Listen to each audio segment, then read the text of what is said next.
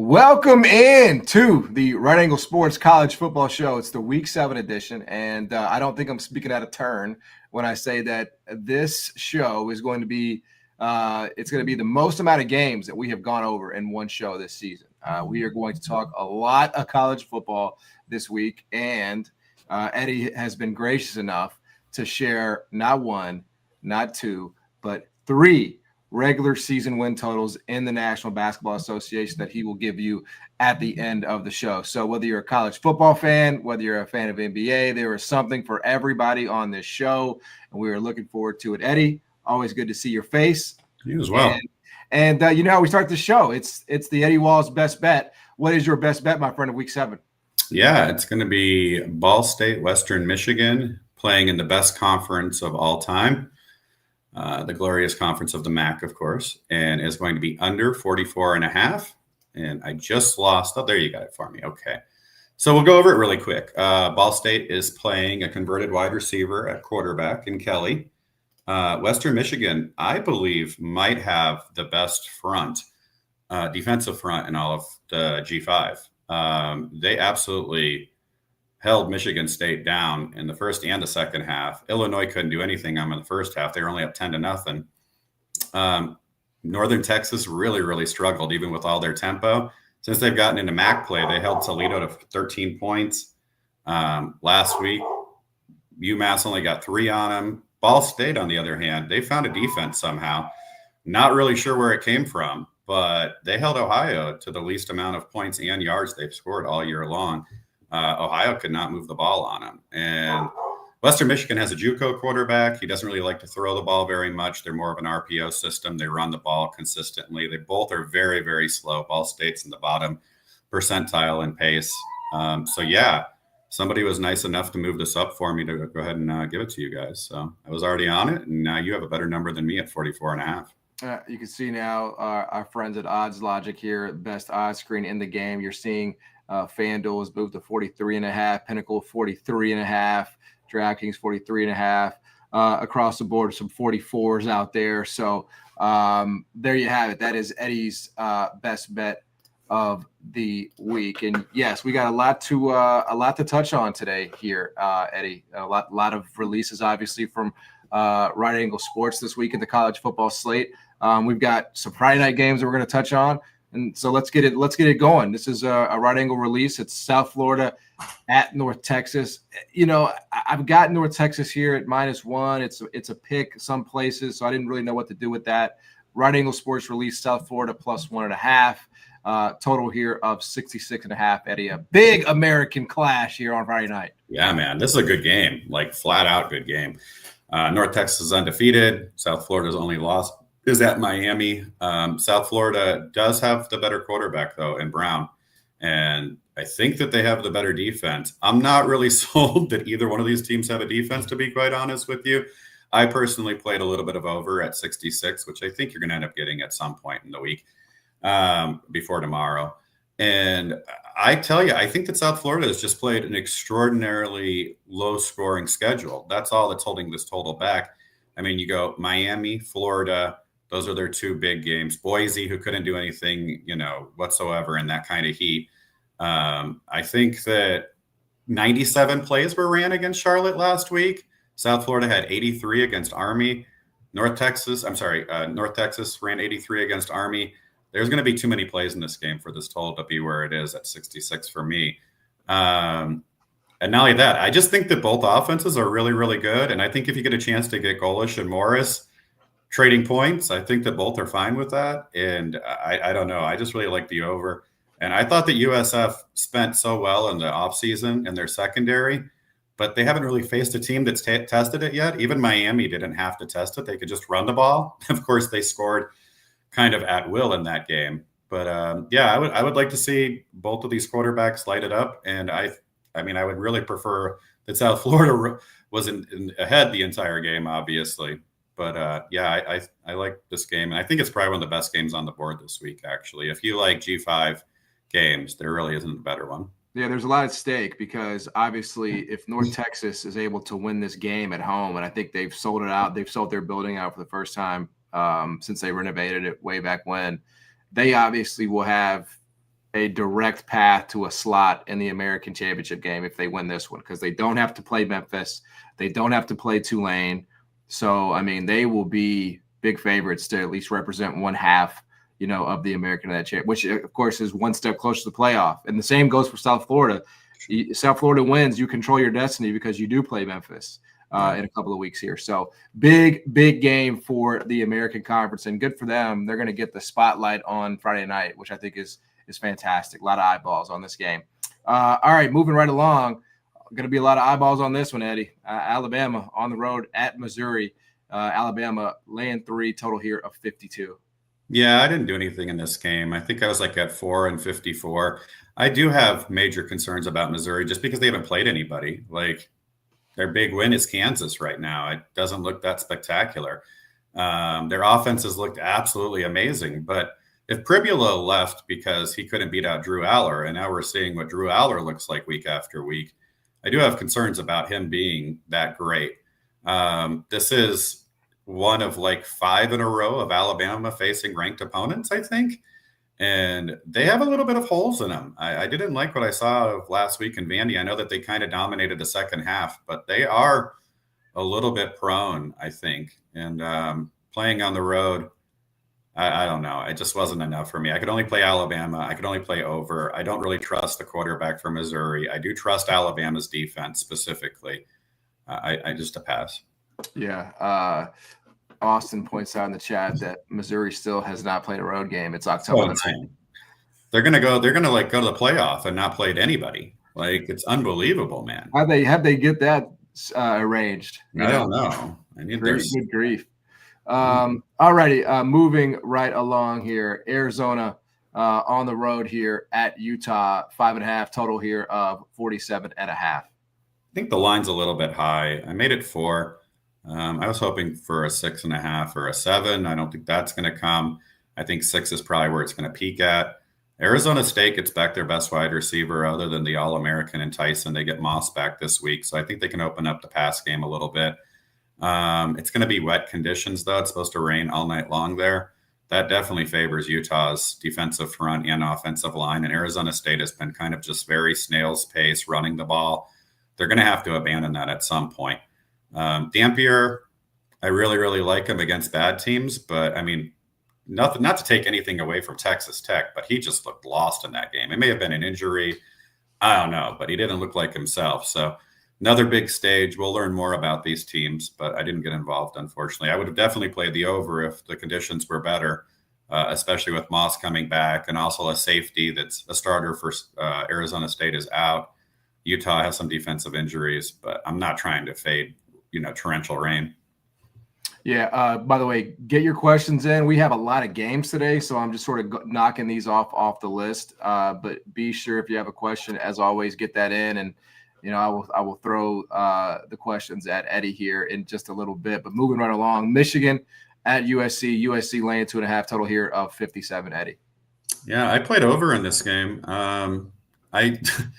Okay, so Michigan State closed 56, and then Michigan closes. Is Michigan's going to close 56 as well? It doesn't make a lot of sense to me. I think that Underwood is better than Childs.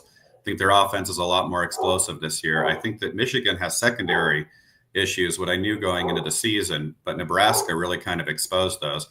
And USC secondary is trash. Like, there's no way to really say anything about it. But also, I will point out that this is when Riley is at his best, is when his defense isn't that good. He wins games with offense. They tried that last year. And I mean, he has an explosive offense and maybe the best wide receiver tandem in all of college football. They have to score games. They have to score points to win games this year. And I like that about USC more than most. I think this is a really good game to watch. It's not a very large bet for me, but I definitely liked it.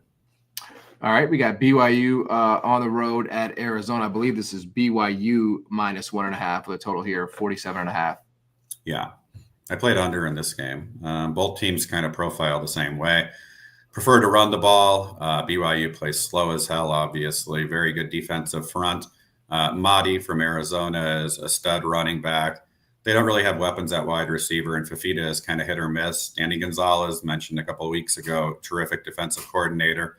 They'll end up playing a lot of 3-3-5. It's going to be hard to have a lot of explosive plays on either of these teams. So felt good about it. A little bit of rain in the forecast didn't hurt either. Bob asks, I need Eddie's take on the game of the week, UMass versus Kent State. Bob is actually the second person that's made this joke. The first person was. I don't know if he's being joking. It's a great game. Yeah, it's in the MAC. There's no such thing as a bad game in the MAC. Come on, that's John. right. Kent State. Yeah. He says he bet Kent State -2.5 and makes it on the other side of 3 personally. I'm going to tell you, Bob, that I took UMass. They have an athletic department, and Kent State doesn't, and they have a terrible staff as well. By the way, I would have made this game like 10 preseason, but I started reading like preseason quotes about UMass, and like the coaches were talking about like a 3-year plan, and they didn't need a 3-year plan. They trade off like quarterbacks every single week. I don't know what they're doing. But I just couldn't get to this number. I think that Kent State looked really, really good against Buffalo and has looked awful against everybody else. I think that UMass has played just as tough of a schedule and then had to play that Western Michigan front, which drove this number down. If they were competitive in that game, I think that you would have probably been looking at pick. Yeah, I don't know. UMass's athletic size is definitely better than Kent State's. Not sure who has the worst staff. And it's a total guessing game to me who's going to be playing quarterback for either team. I wanted to play over in the game, but Kent State has used 5 different quarterbacks, and I can't find a status on the one quarterback that would allow me to go over in that game. So, got it. All right, continue to send some questions in, and I will definitely get those in. Moving right along here, Eddie. Ohio State was on the road at Illinois. Ohio State laying 14.5 with a total here of 49.5. I have nothing. I'm yet to get involved in an Ohio State game this year. Yep. I have them ranked first in the country, but I think everybody does. Yep. I did some like deep dives on them last week. I don't know where the holes are on this team, to be quite honest with you. I don't see them. I think Illinois is really good, but their pass defense is tragic, which like Purdue and Indiana just totally exposed. And the wide receivers for Ohio State are extraordinarily special. I do think that Altmaier is the better quarterback in this game, and I think that they have the better coach. I think 14.5 is a little bit high, but am I really trying to fade like 17 5-stars against Illinois? Probably not. Doesn't feel like the best spot on the board for me. It's basically the Ohio State dilemma every single week, unless they're playing Oregon, right? Like you just have to make that decision, you know? Yeah, it's tough, man. All right, let's stay in the Big Ten. Speaking of Oregon, Indiana going to Eugene. This number opened around 9.5, and it's now Oregon -7, -15 with a total of 55. Yeah, I don't have anything in this game. I love Indiana. I think that they're always priced right, and I'm always looking to back them, but I just can never find like a price that makes sense to me. And I actually made Oregon a little bit higher of a favorite, around 8 for this game. I made the total significantly higher, but there's going to be rain, and I don't really have a sample size of Oregon having to score a lot of points. So like my base number is just not going to be able to get there. I mean, they shut down Penn State, and I was like, oh my God, they have the best defense in the world. And then like UCLA last week, so UCLA kind of exposed Penn State's defense. So I'm like, maybe Oregon doesn't have a great defense, but yeah, it was going to be really, really thin no matter what I did here. And then last one before we get to get to JM's best bet winner last week, by the way. Mm-hmm. All right. Yeah, we were due. And we got some NBA regular season win totals. It's the Red River rivalry. I think I said that correctly. Red River rivalry. Oklahoma at Texas. Texas currently a 1-point favorite, but obviously, you know, all of this is just going to depend on Mateer's availability. Yeah, I took some Oklahoma earlier in the week without knowing that he would be possibly playing. I mean, I just think that Oklahoma's the better defense. That's all it comes down to. I think that they have a couple things going on. I think they have the better defense. I think that their game plan is stronger. I don't trust Arch Manning, even though he can make all the throws, supposedly. I just haven't seen that of him. And at the time, I still think that like there's just something really wrong with the offensive line and the defensive line. There's just too much youth there for Texas. I just don't trust them. I didn't trust them in the preseason, and I should have taken better advantage of it. But, I mean, unless Arch really comes to life here, I just don't see how they're favored, to be quite honest with you. I guess my numbers are just way different than everybody else's. I just don't know where you look at the evidence and say that Texas is the more superior team. I don't know. Yeah, could not agree more with you, man. I was hoping for more from Arch this season. It hasn't materialized. Not that it's over by any stretch of the imagination, but it hasn't been the anointing that maybe we thought it would be early on for Arch in his career. Before we I get just to think that also just touching on that, I think it's just a youth thing. I don't think it's like an arch thing. He's just playing with a lot of like freshmen and sophomores. Like if he stays around for next year or the year after, I mean, we could probably be looking at a dynasty starting like well, 2026. I think that's the plan. I think that's what his grandfather said, is that he plans to come back next year, because that's what everybody else did in the Manning family. They stayed in college, until they were seniors. So yeah, a lot of expectations for a 19-year-old there. There's no doubt about that. There's no doubt about that. All right. Here's my best bet. I mean, I'm a big believer in, if it ain't broke, don't fix it. There you go. Let me tell you what's not broken. That Air Force offense. All right. We're going to Vegas, and I know this is a huge number, obviously at 65, but I think it's justified. I mean, that quarterback Liam Zarka for Air Force is a one-man show. And I think we kind of got a taste of what a quarterback talent like him can do when UNLV hosted Idaho State earlier in the year. I mean, that was a I think 38-31 final.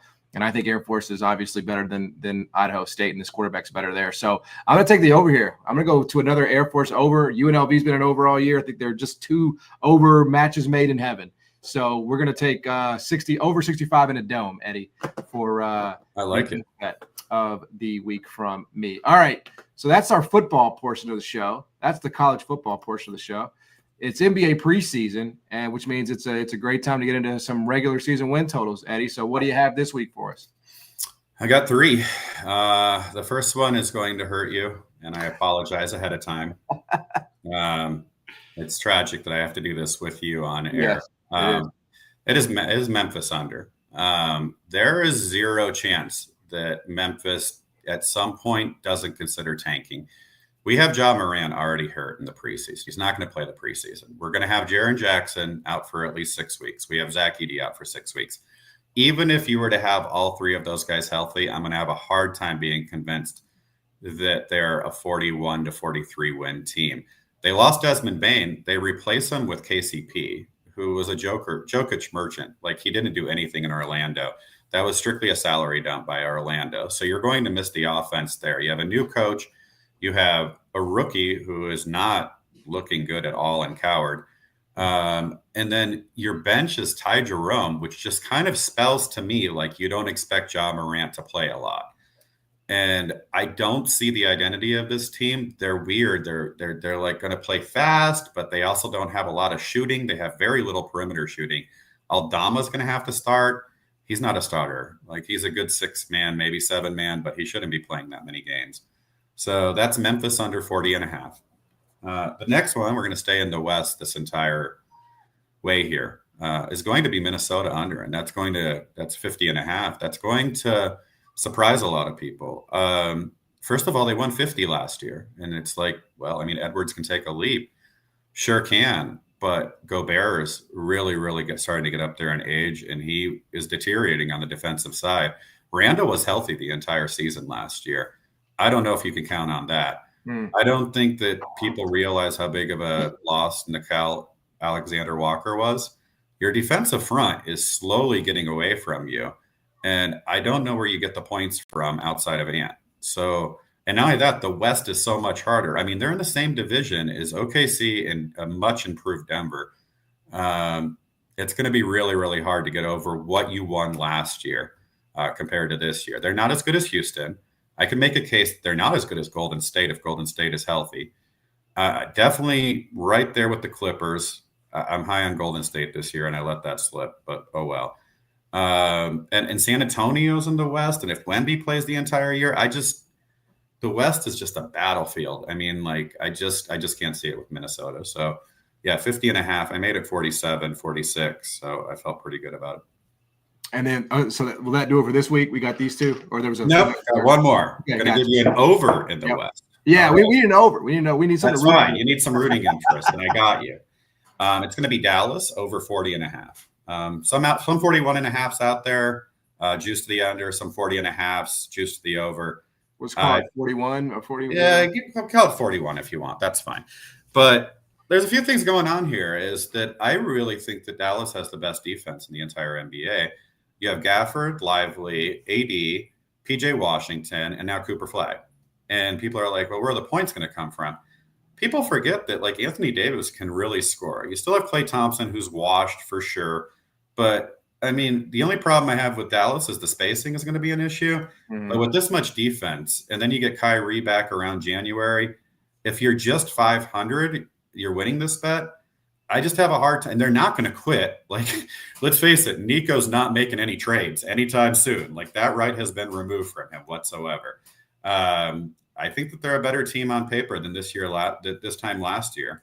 And if Flag is even close to the hype that he's receiving, which I don't buy personally, but let's just say that he's a 15-5-3 guy, that's huge. I mean, you don't need a lot from him. I don't need him to be like an elite scorer. I just need him to do just enough. So yeah, that's the 3 for the week. So there you go. So Grizzlies under 40.5, which I agree with. Last night was dreadful. No starters, but I don't know how they survive without Jaren Jackson Jr. and Edey in the first part of this season. Ja's not going to be able to fix that by himself.